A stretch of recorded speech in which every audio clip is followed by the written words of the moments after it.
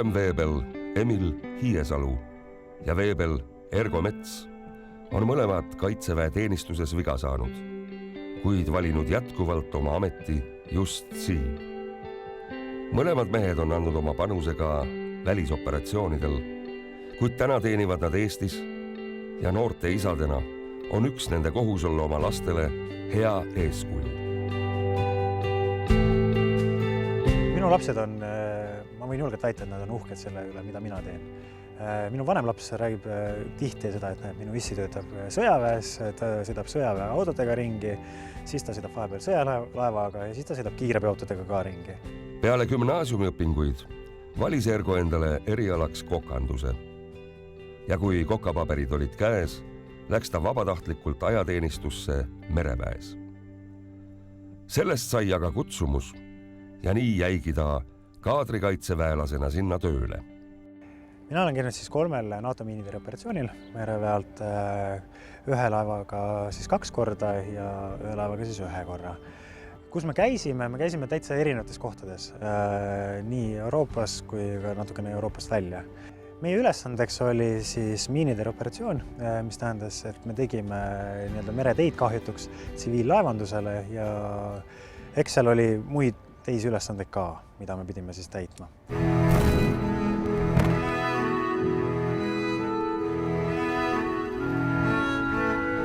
Kaitseväkke läksin kohe peale ajateenistust 2004 ja esmalt läksin rahuoperatsioonide keskusesse, kus toimus selline esmane väljaõppe 3 kuud ja mis järel liikusin Scouts-pataljoni. Ja esimesena õppisin seal parameedikuks ja kohe peale seda tuli ka esimene välismissioon parameedikuna. Tagasi jõudes sealt pakuti kohe uuele missioonile minekut Estkoi 5 koosseisus ja seal oli erialaks kuulipilduri abi.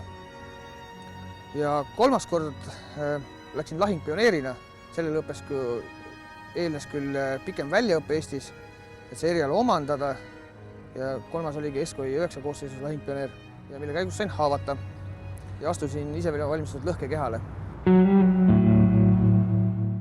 Haavata saamisega pidi nagu arvestama, kuna ma olin lahingpioneer, mu töö oli selline, et ohutase oli kõrge ja pioneerina oli see veel kõrgem. Me olime sellega arvestanud, aga samas me olime nagu väga ettevaatlikud, et välistada kõike seda, aga vahel juhtub. Ja minu haavata saamisega läks selles mõttes hästi, et kui hästi saab minna, et ma sain haavata, aga ma nägin kohe, mul on jalad alles.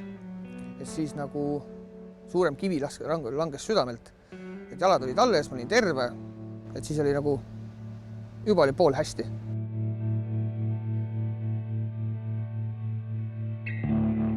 On neid, kes peale õnnetust ei saagi enam tööpostile naasta, kuid Ergol ja Emilil oli õnne. Nad said korraliku taastusravi ja saadud vigastused võimaldavad edasi töötada. Kuigi Ergo ei tööta enam mereväes ja Emil ei osale missioonidel, on nad oma kutsumuse leidnud meditsiinis ja jätkavad oma teenistust Kaitseväes õena. Mina olen kaitseväeteenistuse haavata saanud ja mina olen ilma jäänud siis 3 sõrmest. Miks ma üldse meditsiini õppima läksin, oligi sellepärast, et minu enda parim sõber sai kaitseväeteenistuses hukka ja siis see nagu motiveeris. Ja tänu sellele ma siis nagu tahtsingi saada oskusi ja just teadmisi juurde, et inimesi koolitada, et kui peaks juhtuma ka selline eriline olukord, kus on vaja siis erakorralist sekkumist, et nad oskaksid käituda. Täna ma töötan Kaitseväes, töötan õena, teen ajateenijatele vastuvõttu, teen kaadrikaitseväelastele õendusvastuvõttu. Lisaks ma teen siis väljaõpet, pakun erakorralist abi, käin turvamas ja siis paralleelselt siis Kaitseväetööle Tallinna kiirabis poole kohaga siis õena töötan ka. Kaitseväega hea koostöö, Kaitsevägi aitas taastusravi puhul ja pakkus ka kohe edasi teenistusvõimalusi. Et ei tekkinud kordagi mõtet, et läheks tsiviili ja aitab sellest, et Kaitseväkke tulin ju vabatahtlikult ja see töö meeldib. Ja nii ta läks, et pakuti võimalust edasi teenida ja senimaani olen Kaitseväes olnud. Tänaseks päevaks ma olen natuke juurde õppinud, omandanud õehariduse ja hetkel olen teenistuses Kaitseväe tervisekeskuses õeametikohal. Mulle meeldib meditsiinis töötada. Mulle meeldib just see, et ma saan inimesi aidata.